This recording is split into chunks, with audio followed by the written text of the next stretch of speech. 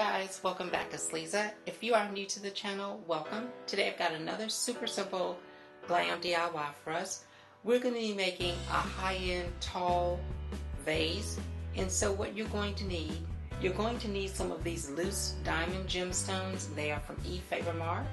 Efavormart is an online retailer of event decor, event lighting, event supplies, and so much more. I will have Efavormart's information along with my custom affiliate links in the description box below for you guys to check them out. Now from Dollar Tree you will need 2 of these plastic bowls. They come in a pack of 2, so you will need 2 of those. You'll also need one of these cut glass candle holders from Dollar Tree.